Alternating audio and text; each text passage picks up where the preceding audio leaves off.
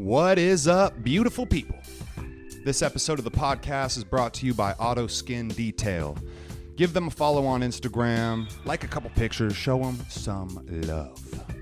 This podcast is also brought to you by Cinder, fulfilling all of your cannabis needs in Spokane. Visit them at cindersmoke.com and order your buds before you get to the store. Let's go!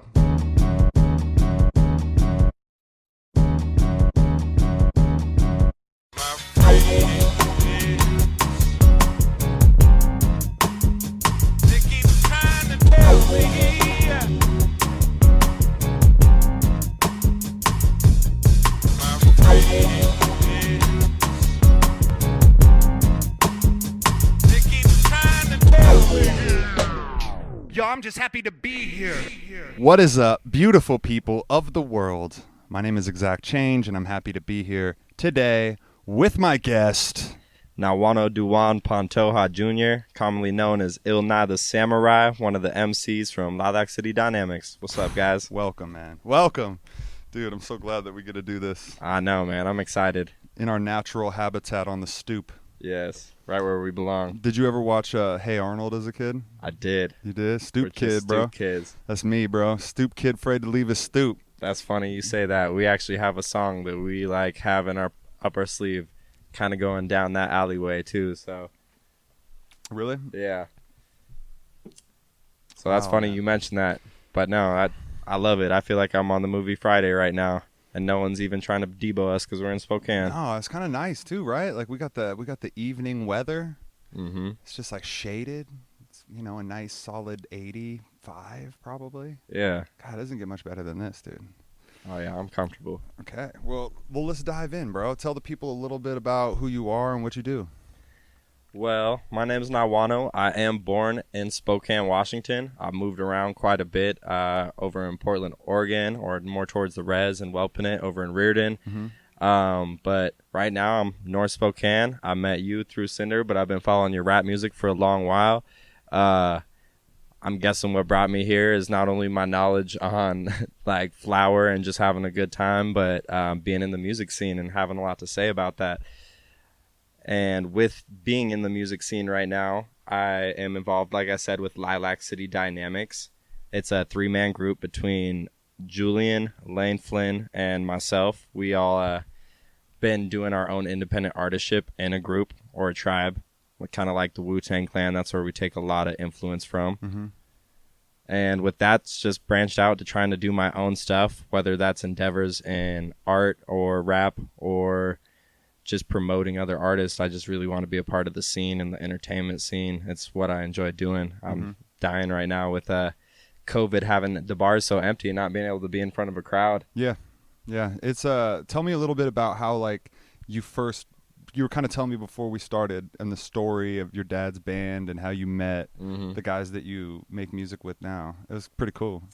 Yeah, so what really got me heard about from Lane and Julian and got me into a part of LCD was I was doing a show with Project Kings, and it was at the Big Dipper, which I love that location. And their band, American Heretics, who I've actually featured with and done some stuff with, was opening up for Project Kings, so they were already there, which the funny thing is I just recently met those guys because I started working at Locals Canna House. This is about 2 or 3 years ago, and I met this girl, Danica, who happened to be Lane's girlfriend. And so I invited them out to the show, and it turned out they were playing the same show as me. And so they saw me go up on stage and freestyle for 15, 20 minutes or however long it was, and I was pretty drunk, but the crowd felt like they're right in the palm of my hands. I had a great time, and that's really how I was heard about or known about, was just freestyling all the time. And just being an MC at any party I got a chance at, because that's what I do. I have a harder time writing when it comes to freestyling. But that night they saw me and they were blown away, and they invited me over to just come kick it and smoke and have a freestyle session. And I wish no bad on them or anything, but I do gotta say, I killed it at that freestyle session. They were both blown away because I never really asked to be a part of the group. I definitely admired them, and I loved their music and their shit, and they were doing this little thing called Canetown Baby at the Lions Lair. Super cool. Canetown Baby. Yeah, it's a free show that we were doing every single month, every last Saturday of the month. and it's just a local showcase for all the different artists and all the different performers around town to showcase themselves and network into the scene and get to know everybody. And it was becoming super popular. And but they were about just 2 shows in when they met me, and then I came over and freestyled. The next thing you know, they asked if I wanted to be a part of their group, and it was like just that day we sat down and smoked and all made a song like within Really? 2-3 hours. And then after that, it was like I felt this healthy competition, but like I admired them. So I wanted to keep up with what they were doing, and I had never been a writer. So I like took all my old writtens and all my new writtens and put them together and like try to like keep up with what bar they were setting. Mm-hmm. And next thing you know, 3 months later, we finished a whole 15 track EP, which is Lifted Intuition. You can find it on SoundCloud and YouTube. And so you said how long ago was that? That was about 2 to 3 years ago now. Wow. 2 to 3 years. That's crazy, man. And so, yeah, you're a pretty social dude then, yeah? You just get out there, have a couple drinks, get on stage, just start. Yeah, no, what's funny is I wasn't a social dude back in high school. I was way more into punk rock music and the punk rock scene, and I moved so many schools that I never really felt like I fit in anywhere. I would just find friends along the way. And so I was a really like more shy, reserved guy, and being in a family band, Project Kings, they're like Head PE meets Rage Against the Machine with like a little bit of rock and roll DMX on the mic. Like it's really tight. Getting to go and see them everywhere, it just super heavily influenced me. And I try to learn guitar, which I did, and I learned bass, and I learned the drums, and I started to learn the keyboard. And I'm not going to lie and say I'm great at all these instruments. I learned everything pretty half-assed. I can play about any song there is, but when it comes to just closing your eyes and feeling it and freestyling it, it's not the same as just being able to have a vernacular and describe yourself on how you're feeling. Mm-hmm. Like, I just wanted to be like Jimi Hendrix on the guitar when he'd close his eyes for 3 hours and just feel every note. And for me, that wasn't with an instrument. That was only with words. And then I just came in love with freestyle rapping. And that really came from Nobe, from Flying Spiders, Mm-hmm. as well as my Uncle Hennessy and the Project Kings, just like watching them go back and forth in freestyle and thinking the most outlandish stuff they said is like, how do you come up with that and that cadence and that timing and still make it sound good and get Mm-hmm. across the point? Like, it just totally blew my mind. And all he said was, your brain's a muscle. If you just work it out 1 hour a day, you'll be just as good as I am. And so Who told you that? Nobe. Oh, Nobe said that? Yeah. Wow. And next thing you know, I was like, well, what do I do more than anything in the world? Smoke weed. So every time I smoke weed with my friends and I feel like I'm not being productive, I'm going to freestyle. And freestyle till I'm exhausted and I can't do it no more. And next thing you know, it just happened naturally. And it's just led the path for me. So do the guys that you rap with, they all freestyle quite a bit too? They do. I will definitely say Julian and Lane are more writers. Julian freestyles with me still like 5-6 days out of the week. Lane is about to have a baby, maybe today, maybe tomorrow, any day now. So congratulations to him. And so he's got his hands a little bit more full when it comes to coming and freestyling with us when we're being hooligans all around the city and whatnot. Mm-hmm. But I'll definitely say when it comes to being the freestyle artist in the groove, that's me. And I wish I'd be more of a writer sometimes. It's not my strong suit because I can't But there's probably something to that, to like you being, having a different strength in the group, like if you guys were all writers and you didn't have any like strong freestylers, then it wouldn't be as, should I say, dynamic. I knew you were gonna go there. But Yeah. seriously, I mean, that's it, dude. I mean, there's something special. I was having a conversation with Matisse about this today. Something special about seeing something live. Number one, it's live already, right? So it could get fucked up. Mm-hmm. Now, if someone's freestyling and they didn't plan any of this, there's just something very intriguing and special about that, where you're like, oh fuck. I think it's about like just how organic it is, because all these rappers, when they write, they try to appeal to their fans. Mm-hmm. But when people are rapping, they're just speaking from their heart, and their fans appeal to them as a person. So it's rather than trying to get that notification, or not that notification, but gratification from the crowd, from already deciding what's going to sound dope and what cadence. But when they just see that spark in your eye and watch that spark build to a flame and ignite. It's like they can feel that and they know that it's organic. And I think that presence is so much stronger than anything. That's like the straight up just connection, especially when you are freestyling. Sometimes you start to lose it a little bit, and then you can just find somebody in the crowd or something and start, when you start rapping about things that are around you, and then people know, they're like, oh, there's no way he wrote this. He didn't know I was going to wear a blue shirt today, and that is just, that adds so much more shock value. So my buddy Cody talks about how he feels, so he likes the mystique around an artist, right? So like he'll hear a song and he'll kind of like, it's like reading a book. He'll kind of paint the picture in his head of who the artist is and all that, right? And then he says as soon as he sees them, it just loses a bunch of it for him. So he just like isn't as interested. As soon as he sees their face, if he sees them live, if he sees a music video, he's like, ah. So it's like, that's like...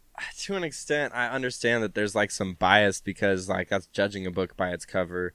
And like you feel different when you see somebody different than in your head, like imagining saying what you're saying, but that still lies. Like the saying, like, don't judge a book by its cover is like exactly why it's all about the substance. And it doesn't matter if you see what they look like or going to the stage show. That should be even more like tell of their talent, because anybody can, not anybody, but a lot of people can write these super dope verses, but to be able to spit it flawlessly with the right diaphragm, the right cadence, the right delivery. Bro, it's hard. It's really hard. I mean, with a written song I've been doing 2 years, it's still hard. It still sounds like, no matter what, like anything that I've ever performed definitely sounds better on the record. You know what I mean? Like, always. Like, it's not going to have maybe as much of an impact as far as I'm standing right in front of you and there's veins coming out of my neck and I'm looking into your eyes and then there's something happening now, right? Yeah. But like, there's also something when you're just kind of chilling, when you're kind of just chilling and you got those headphones on and it's just hitting right in those eardrums, bro, and you're just, and it's just right there, dude, and the production is on point, and the vocals and the, because sometimes we do a live show, the mic's too hot or the mic's not loud enough. There's a lot of these things. There's always gonna be something. And a lot of you that don't know music from the backside of it judge these artists on stage and their performance based singly on the artist, and a lot of times you need to know it's just the venue they perform at. I've been to so many places where you don't have monitor speakers and you can't hear yourself, and you just have to hope you're not blaring loud in everyone's ear, or people can't hear you at all and you're throwing out your voice trying to be loud. That's the problem is that when you feel like, for me at least, when I can't hear myself, then I'll just end up rapping way too loud because I'm trying to overcompensate, because if I can't hear it, I feel like they can't hear it. So now I'm just, and then I'm screaming it. And, when I wrote it and when I spit it on the record, it was like laid back and chill. Yeah. And now I'm like, like battle rapping on a stoner song. What I would say, if you are trying to do a show for artists, definitely look for those. You got to have monitors. That's important. Yeah. And then also, take care of your sound guy. Bring him a blunt, bring him a beer, buy him a burger, something like that. Like build a relationship. Be like, hey man, I'm going up. Right after this, dude. Hey, I want to take care of you. I really need to make sure my stuff's on point. Like you do the sound check. Yeah. Sound check is a big deal, and you do these things because it's not all about you. Sure, you're gonna go up there and have fun no matter what, but a lot of times people bought tickets to come see you. So as an artist, I really had to understand that this isn't about me. Right? As I'm here, these people are cutting loose and trying to have a good time, and it needs to sound good for them, right? Yeah. For the sake of the venue, for the sake of the promoter, for the sake of the artist, for everything, for them not to be like, ooh, dude, don't go there. It just sounds terrible. Like, That's the hard part, is like feeding them that character without having an ego about it on stage and doing it for the shine, but doing it for the love of music and the love of the way it makes people feel, rather than the way it makes you feel. And like what I've been struggling with and I want to get on is like, you have to fall in love with the process of writing and making the song. Like that is the biggest part that you're supposed to love. It's like not about the benefits that you reap after posting the song and everyone sharing it.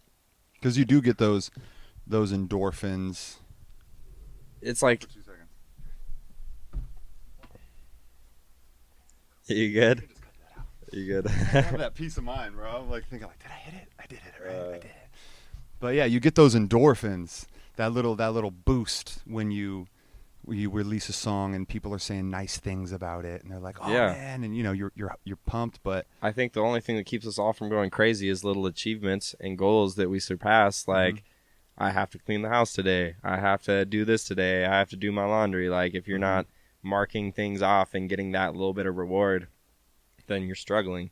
And so with music, it's like, you can't just bank on that reward, though. Like, you have to fall in love with making the music. That's not a job. And that's what I have to keep reminding myself, because with times changing and like switching jobs and switching up your whole lifestyle and people around you changing, it's hard to just stay on track and on your course. And like, when you want to write and make a certain kind of music, but it seems like you can't. Like, it seems like your mind only goes in one direction. And I've been practicing all these different creative writing techniques to try to like break that. I've realized if I'm a freestyle artist, I just need to tandem write and just fill up like 7 pages in a row, because I'll pull out a lot of gold from that, rather than like making a math equation out of like some crazy words that probably shouldn't even be mixed together. yeah, and I think that like you're gonna have things to write about based on experiences.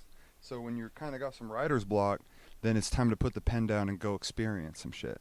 Yeah. Go have a mushroom trip, or just go to the lake with your friends, or go get a cabin and do a little retreat with some people. Yeah. Or you know, Odyssey, you know who that is, the rapper? Yes. So he would say that he would just like go, you know, he'd just go down to like, just go downtown in the city and just sit on a park bench and just observe life as it's moving throughout the city. Yeah. And he would just kind of pull inspirations from just kind of studying people and like, oh, look at this guy, he's on his way to da da da da, you know, and you're like, That's and tight. then that kind of sparks that for you. I was told the same thing about Eminem back in the day. He would ride the bus in Detroit and write about everything he saw when he was on the bus. And because you're not going to have a lot to write about when you're just going home every day and playing Fortnite.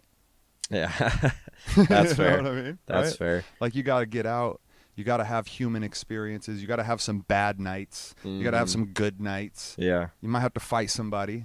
And that's the gotta big have some thing, is experiences. it's not about how you're feeling. It's about your experiences and like telling that story.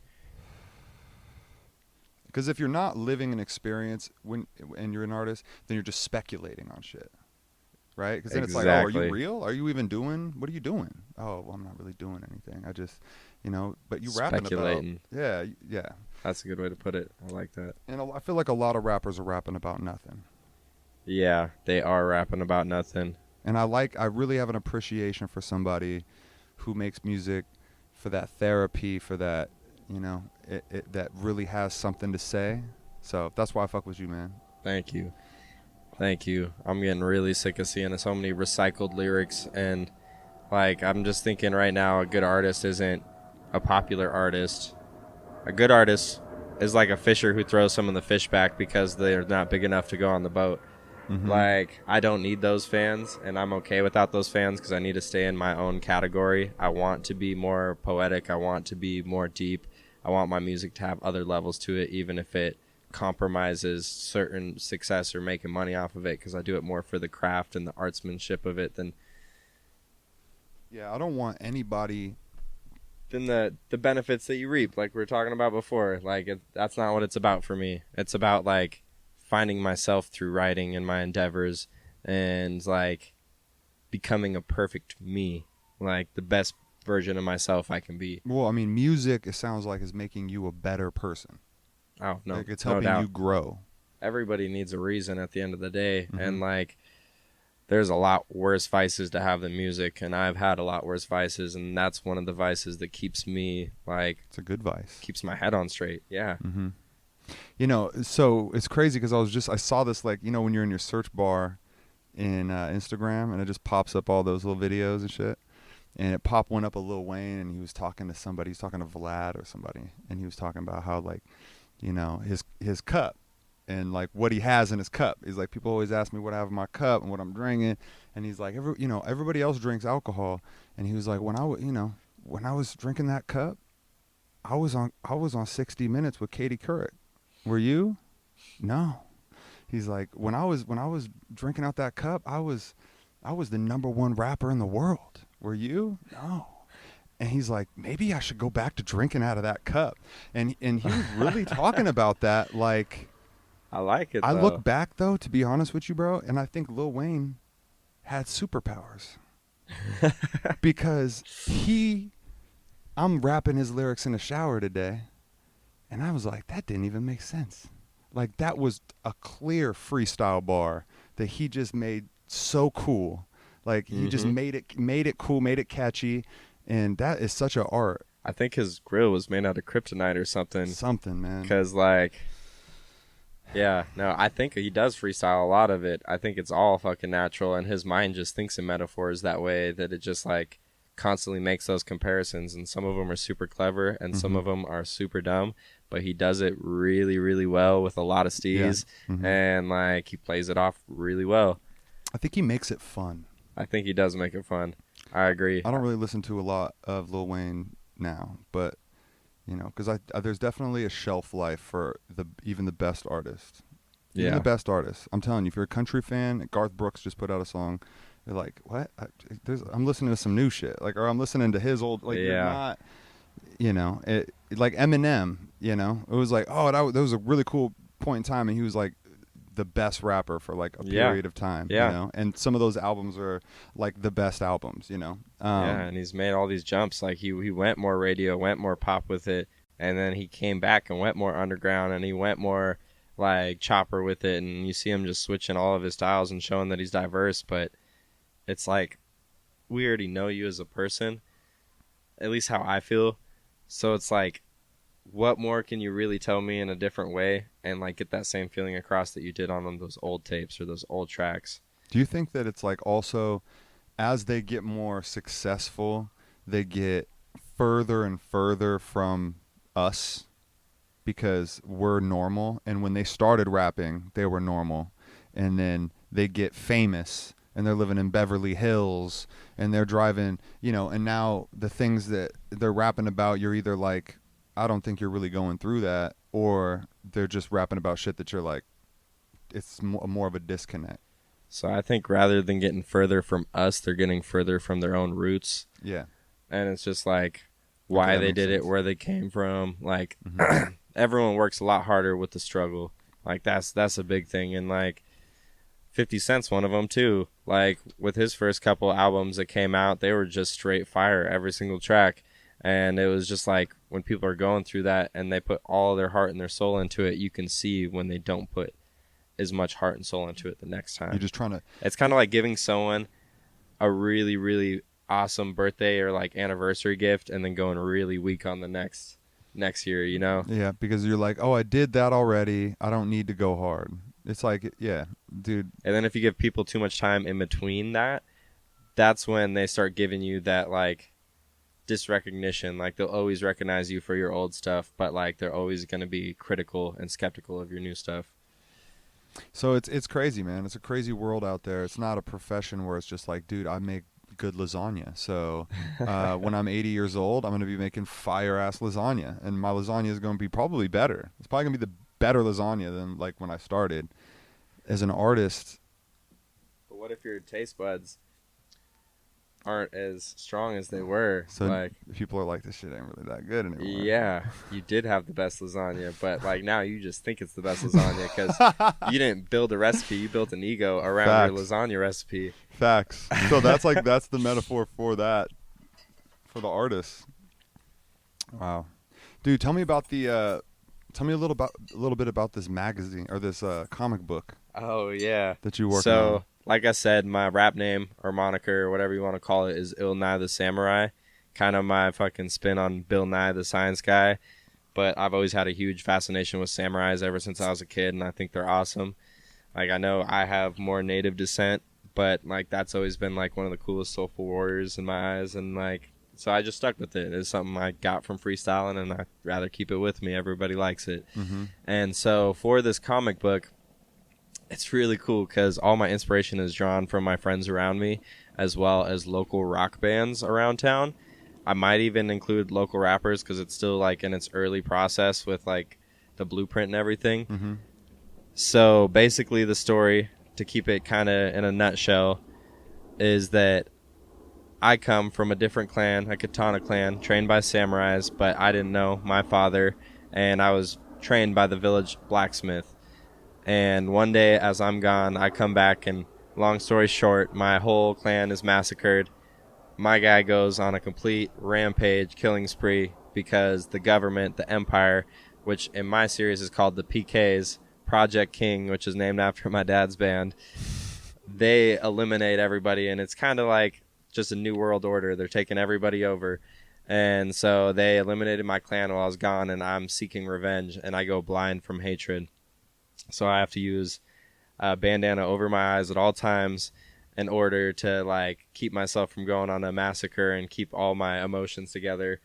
And so I know that's like super deep and crazy because it's supposed to be very, very personal, very tragic, very emotional right off the get-go.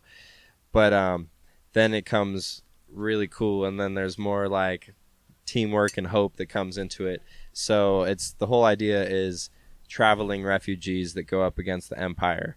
And so my whole clan got massacred. The next step to my next clan would be the judo clan or the jiu-jitsu clan, and that's where I meet Julian Ju from the Jitsu clan. Okay. And who's like the most renowned warrior to never lose a fight, always snaps wrists, breaks arms, snaps necks, like always real graphic, cool comic book stuff like that. And we're going to challenge each other to a battle until we like have to admit defeat or go to a draw and move on basically to the next scene. And I'm trying to keep everything really broad in a nutshell and not give too much away because it's a really long story in the making. So do you, and what are you, like, or you don't even have a release date on this thing yet? You're still just working on it? No, I'm just still working on it. That's I have cool, to man. figure out a good artist to help me draw up the comics and these characters and help me design some of these blueprints, but I have a lot of the story finished. And so basically it comes from all my friends. I'll just start naming some characters off to keep it broad and simple at that. So there's Jiu-Jitsu from the Jitsu clan, and then we'll meet Unlucky, which is Unlucky Lane Flynn, the Unlucky Irishman. That's his rap name. And it's going to be a cool character because he's going to be my kind of Deadpool, my comic relief to all the other characters. Mm-hmm. Gotta have some comic relief. Yeah, and the cool things about assassins is they're supposed to be stealthy and quiet, but he's an Irishman, and he dropped out and left the Assassin's Guild. So he's just like a degenerate, and he's always drunk and a loudmouth. So like he's not a good assassin because he's so loud. But he has the skills. But he's gonna have kind of that drunken master. Like the more fucked up he gets, the better he is. Yeah, and he's gonna be a good comic relief for all the serious scenes that's gonna be in there. And then you'll meet my cousin Byrne, which is named after my cousin Vern, the boxer. And he fights at the arena, which is like a death match, and he kind of has his own like Human Torch meets the Hulk thing, where it's like the more angry you get, the more his fists turn into an inferno, and he can't control his fire around him. And I have like this whole fucking squad of my friends and people that I've grown up with that I meet as wandering refugees to meet my team and squad and go up against the Empire. And what's cool about the Empire is all the bad people are the local rock bands, pretty much. So, like, I'm good friends with all the guys from Free the Jester. So there's going to be a Joker character that never takes anything seriously, and he's going to be called Freak, which is obviously going to be the Jester. And then we are going to have Pablo Diablo, the guitar player from Project King's, my Uncle Paul, and he's going to be the Devil in the Fury 500 mech suit, which is their, like, band name for their other side project. And I even have my friends Nixon Rodeo is going to be in there as, like, some roller derby demon girls and all this. Like I have it like really drawn out for all these different fights, and it's going to be a lot to actually put together, and the whole goal is one day to actually make an animation out of it. But I want to keep it simple and start with the comic books because I'm a local rapper, as you know, and it's hard to sell merchandise, and that's basically all we make. We don't make a lot off the shows. So if I can get comic books in there with my t-shirts and my hats and action figures and cool stuff like that, then I know it's going to be something just a little bit different. And that's what's in my head when I write. So if people see what I've been thinking and read the comic book, I think it's going to shed a whole new light on my lyrics and my personality. That's cool, man. I think that it gives it like a unique, like just from a fan standpoint, you know, when you go to a show and they have something really cool like that that's rare. Usually it's just shirts and hats is like snakes and sparklers. A t-shirt gets old and raggedy, but like a comic book is something you don't ever really want to throw out. Oh yeah, and damn, bro, it's like once you have that tangible item that you're holding, and I mean you can continuously enjoy it, bro. Like a shirt, you wash it one time, and you're like, the neck on this thing's fucked. Yeah. You know what I'm saying? Yeah. Like, I'm never wearing this in public again. Like, that's facts, bro. So, dude, that's super cool, man. And it's cool how you're including all your friends, too, man, and, like, kind of being able to take their personalities. I bet that helps to kind of take somebody and take the personality and exaggerate it and add things to it. Yeah. I like cartoons. I like animes. I like Mortal Kombat. Like, so for me, it's like really fun to just make these different abilities and these different boss fights, and it just like so easily just pops in my head. And then to actually make like the people that live in my lives have a fighting style and go up against another person in my life in my head is just like such a funny role play. And I'm like, why am I wasting this just on my daydreaming thoughts, looking like a crazy person stoned in the corner, when I can just be writing this down and show everybody what's actually in my head? Dude, I'm stoked to see the animation, man, or just like see the comic book and just see the style and stuff. I'm really excited for that, man. A comic book. I don't think I've talked to any local artist that was putting out a comic book. So I love that, man. Yeah, where'd you get the idea to do that? I just had a separate idea to do the comic book on its own, and then really? like I didn't know what to call like my comic book and everything. And I go by Ill Nye the Samurai, but obviously he's going to be a samurai in the series, so I'm just going to call him Ill Nye. And it's going to be like everybody's trying to kill him in the Empire. And it's kind of, I like it because it's a mix of Bill Nye and Kill Bill put together. It's like take the double bills and you take them out, and you got Ill Nye. That's sick, bro. Such a Kill Bill fan, man. Dude. I love it. I love it. It's kind of corny and gimmicky, but I like really fall into it because like I have tattoos of samurais on my calves. I fucking love samurais. So to be able to play that role as Ill Nye from that clan, and then have everybody from different fighting styles and different clans and mythological characters, it's going to be really cool because I have so many different directions I could take it, and I'm still deciding how long I want to make it because I can't make it short and sweet, but I think if I really draw it out, I can make it a lot more worth it. So have you written stories before? As in lyric form? I mean, a lot of times when I write my raps, I do it like I was learned in high school, where you have your intro, your three bodies, and your conclusion, and I actually write my story or what I'm trying to say, and then I take that, and in my brain, I flip it into lyric form and try to make it all rhyme with everything I said. Of course, some things are left out, but it really helps me to keep on topic if I have everything to pull from that side. So that's just one of my writing techniques that I try to do. So you never had like written like sat down to write like any kind of a screenplay or anything like that, and you were just like, I'm gonna write a comic book. That's fucking cool, man. Yeah. I know that you were, because it's always fascinating to me, bro. You were we were kind of. I didn't want to get too far into it, but you started talking about your DMT trip.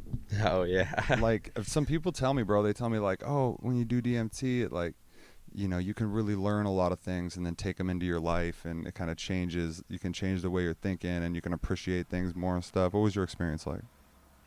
Man, it's like hard to put in words, but it was like amazing. I did it in the right way. I did it with one of my friends who's luckily a shaman, so he kind of guided me through the path, and it helped me realize so many things that were messed up with me when it comes to insecurities or anything that anyone could be self-conscious with, because most people don't know DMT is that gland that you produce when you go to sleep or when you die, and that comes from the pineal gland, and it just takes you to another place. I didn't have enough to completely lose myself, but I gotta say, as soon as I exhaled, my whole body kind of dissipated, dematerialized into nothing, and I just realized that the world is so much bigger than myself. I saw myself at the mirror at one point when I kind of came to, and it was funny because I've never looked at myself before and thought that it wasn't me. It was another person in the room. Whoa. But then I like realized it was like I'm out of my body, but I'm seeing this guy as if he was just a normal Joe on the streets or friend of mine. And then I realized, why are you so harsh on this guy? Why do you give him such a hard time? Like, look at him making his way in the world just like anybody else. He deserves love just as much as anybody else. And even though these are kind of simple and ridiculous ideas, to actually see yourself and think that thought and realize that you're not showing yourself that much love, it was definitely like a life-changing experience. And like I had this glow about me the next 3 days after. It was just like a lot of my, say, muscles in my back just got massaged out, but it was all just problems in my mind and little like conflictions that I didn't know I had all smoothed themselves over. And I know that it's like a hard one to control yourself, so I'm not trying to recommend it to anyone, but I think that it is definitely life-changing, and I had an amazing time. Wow. Bro, that sounds like the actual definition of being able to like put yourself into somebody else's, like, or really like just take yourself out, like you're looking at yourself with no bias at all, just like, man, wow, that's wild, dude. Yeah, like no history of my past or who I was. Like I was a new person, and I just realized like I may just be this spirit, this consciousness, and that's just like my body. That's my car. That's my shoes. That's what takes me everywhere. Like, why are you giving your fucking tool that was given to you such a hard time? So really, it was like it was like your consciousness that's like taken out. It was like an idea of astral projecting, almost at a sense, but like being conscious while being unconscious. That's fucking crazy. Yeah. And you said it felt like 3 hours or something like that. It felt like 3 or 4 hours, and I couldn't tell you how long it actually was because the night continued on after that, I should just say. Without giving too much away. Yeah. Damn, man. That's crazy, man. I've never tried that stuff. I've always been super intrigued in, mushrooms. Well, definitely mushrooms. We did mushrooms recently. Yeah. Fun and terrifying. Yeah. All together. It was a blast. You guys would never believe it. If you've ever been surrounded by 12 skunks in your life while peaking, it's the most terrifying experience you'll ever go through. It's terrifying. But it was like it wasn't even at the end. It was crazy because it was like the smallest amount that we ate. I feel like that had to be like the hardest I had tripped off the smallest amount. It was about the size of a quarter. It was just a tiny bit of mushrooms. We were like, oh, cool. Light body high. Yeah. This is going to be a nice compliment to we're going to play disc golf, and we're going to have a lovely time. And it hit us. Holy shit. I would be afraid. If like someone took an eighth of that, I would be afraid for them. When we hit the beach and I took my shoes off and hit the water, man, I thought the sky was falling there for a second when it took me off my feet. Dude, oh yeah, because you were walking. What happened? So we went. Oh, when you get to that 7th hole at Downriver, there's like a little beach. And by the time we got to the beach, we were lit. Yes. Because not only were the mushrooms kicking in, I think we were like a blunt or two in. Yeah. And then also had a couple tall boys. So we were really moving, bro. A little bit of raised lemonade. With a little raised lemonade, we were really moving, bro. And don't recommend that to anybody. And once we got to, I recommend it highly. No, I don't recommend it. Yeah, you're right. Not. I don't recommend that either. Not at disc golfing. I do not condone this. Don't try this at home. Because but I'm gonna tell you, we got to that 7th hole, and when I took my socks and shoes off, got my feet in that water, bro. It was just like it's just. You just feel connected. Oh, like yeah. You're in the water. Your feet's in the earth. You look around you. You just see mountains or hills and trees and sky. And it's just, man, I don't know. It's like you're relieved to be part of it. Yeah, and you're with your friends, man. And you're, when you got to do stuff like that with good people, good, cool people, man. And what was it? So then we got to like hole 9, and you were like, The funniest thing is what I thought about it so much, and what messed me up on the trip is all I wanted was a good spot to sit on the beach without getting too dirty. Mm-hmm. And so I'm looking around, and you guys are finished up on the blunt. I was the first to put my socks and shoes on, so I'm waiting for you guys to put your socks and shoes on, and I'm getting really impatient. I'm like, man, I really want to find somewhere cool to sit down. This is all dirt, all rocks. I want some grass. Mm-hmm. Like, let's go, guys. And it felt like you guys were taking years and forever. And the funniest part about it is you guys didn't take long at all. And as soon as like I started feeling like a huge wave hit me and I had to like just sit down in the dirt and like catch myself, all of a sudden, like, I put my head back up and I look, and then you guys are walking off, and I'm like, where are you going? All this fucking time. So it was I like, was waiting for you to leave, and all of a sudden, like, I started to panic because I couldn't find a good spot to sit, and then I get my consciousness back, and they're leaving without me. Yeah, and we were like, let's go. Like, you know, we're on to the next hole. Like, we just did that second smoke because we were like, damn, we kind of high. Like, let's do a second smoke sesh. And then because, you know, we had to go up this hill afterwards. And it's a nice little spot. It was a nice little spot down there on that log and shit. And even though it does look like a murder scene a little bit, there's like clothes hanging from trees. You're like, there okay, was definitely that. Kind of creepy. But besides that, yeah, it was like you were just like. There's a beautiful sunset, though. You were immobilized. I was. Is that the right word? Yeah. Immobilized? What's it called? The motor function? Like you're like. Yeah, like. I can't. You were like, I knew to sit down because, like, I felt like my legs had a mind of their own for a second. So if I just sit down, nothing bad's gonna happen. So we like, you're on your back. We kind of wait around because, you know, me and the homie were like on the opposite wave, right? It was hitting us hard, and we were trying to walk it out. Yeah. As a sense, we were like, we just got to keep going, man. Yeah. Holy shit, Yep, right? I remember. And so that was kind of like a predicament when you're really like, when you're up there on the Himalayan peak, and you're just, you know, and you're like, your friend doesn't want to get up, but you don't want to stand around, and you're just like. I think I transferred off that angst to you guys at that moment. Well, I think that we did because I wanted to leave, and then as soon as you guys were ready to leave, I didn't want to leave anymore. It was like a whole paradigm shift. That's crazy. Because I just tried to keep the energy cool and just like keep calm through it because I knew that it would just smooth out, and it did smooth out a little bit. You were kind of chilling, and then we threw that last hole. But the skunks, because we smelled the skunk over at the seventh hole. We did. And Travis was like, I don't want to fucking be over here, right? I was the first one to see it, and I was scared. And you said skunk, there was one. And then I look over and there's two. And then three. And then four. And I was like, holy. There was like 6. Dude. There was so many. They were all in that area. We got lucky that we didn't get sprayed. Yeah. Because we could have accidentally just walked on one or walked right. You know what I mean? Because we didn't know what we were doing. We were just trampling through those woods. No, we ducked like we were military commandos and ran through those bushes hoping we didn't step on one. Holy fuck. And we didn't get sprayed. And hopefully we were so one with the earth there that like they were okay with us being there. But now I know that spot just got all sorts of life down there. Yeah, that means you guys need to clean up your trash if you're going down there. Skunks wouldn't be down there if they weren't trying to get food down there. So be good to our environment. Where do skunks just live naturally? That's like like where's do they have where the trash be, bro? Do they live like do they build houses? Like they're a rodent, right? So they're a rodent. Usually they do nests. Who do you think would win between like a skunk and a porcupine?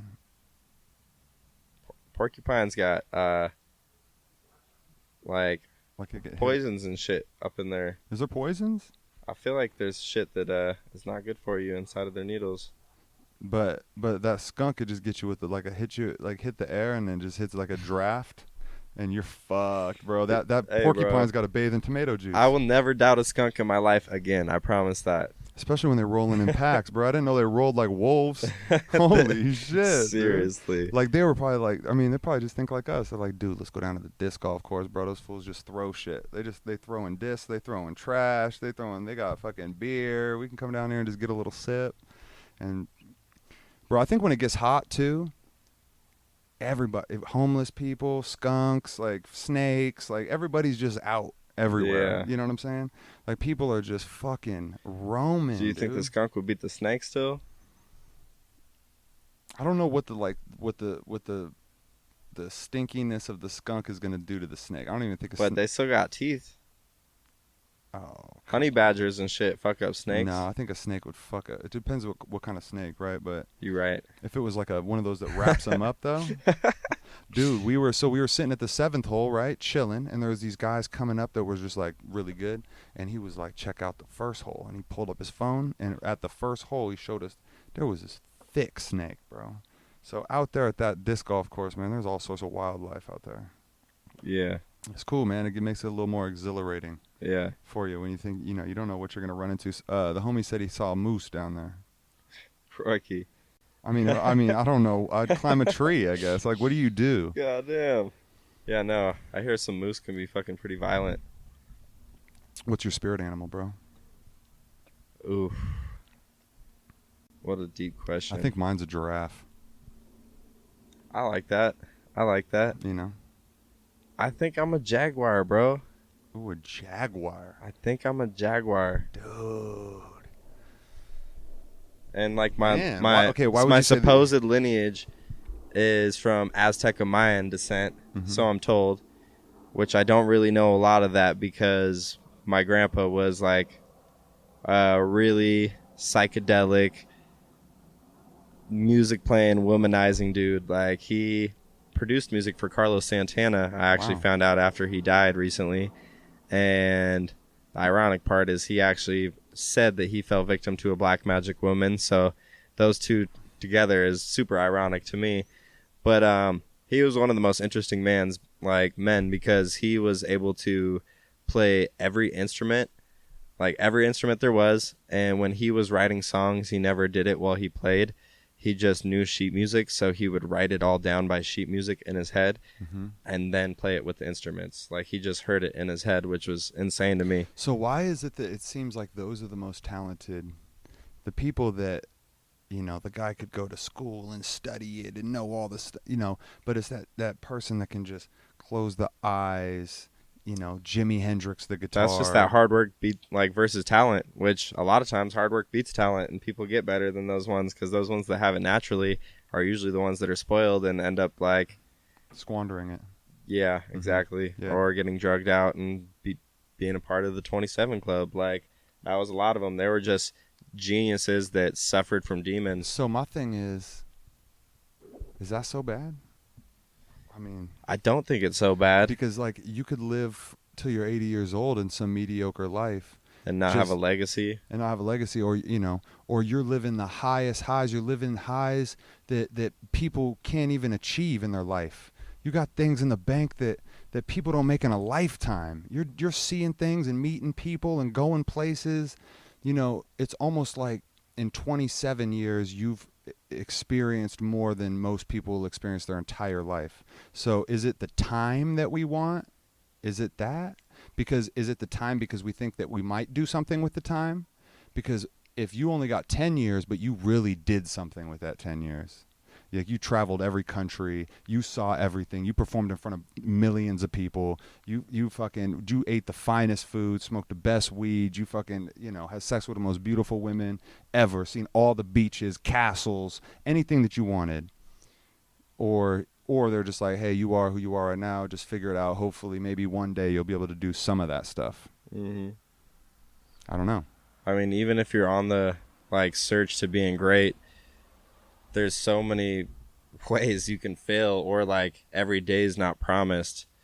Every day is not promised. So it's just if you're not living every day to get the full fulfillment of what was given to you, then what are you doing? That's my opinion. You just have to try to find the fulfillment in whatever way you can. And for some people, that's through religion or through future planning, or some people it's for living in the moment. And I think it really just depends that person's soul, their want, their need deep down inside. Mm-hmm. Yeah, I'm just happy to be here.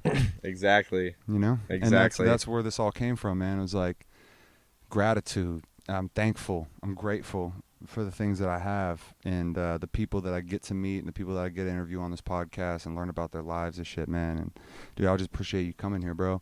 Is there anything else you want to fucking talk about before we dip out? I definitely want to say that glue number 4 from Sugarleaf is the truth. Shit, bro. I'm not the type to slur my lyrics, but I think that glue has a lot to do with it. I feel a little stuck to this chair right now. Yo, shout out to Cinder, man. Go pick that up. I picked up a quarter, man. Big shout out to Cinder. Cool, man. We'll let the people know where they can find your music and all that shit. Okay. Well, right now it's just Lilac City Dynamics. We have a website that's under development, so we don't have it yet, but it will be coming to you soon. We do have our one solo confidential that's going to be on iTunes, Apple Music, Spotify, really anywhere that you look. But most of all of our stuff is going to be on YouTube and SoundCloud. Yeah, but you I got would some check music videos out, right? I would check YouTube. Yeah, we got a lot of music videos. Shout out to Led Row. He did a lot of those for us. And we got a lot of live performances too, a lot of just us fucking around videos. So if you want to get to know the artist, there's a lot of that on Lilac City Dynamics on YouTube. And I got my own single coming out soon, Faith, so be on the lookout for that. Getting it produced by Nathan Chartre. He's the man, and if you haven't listened to him, definitely go give him a listen. So you got you on Instagram, fucking Twitter, Snapchat, all that shit, right? I don't have a Twitter. That's Okay. under development with the webpage, but it's all on way. Cool. Dude, thanks for coming on. Appreciate you. Yeah, thanks for having me. Yeah. All right, guys. We out. Peace.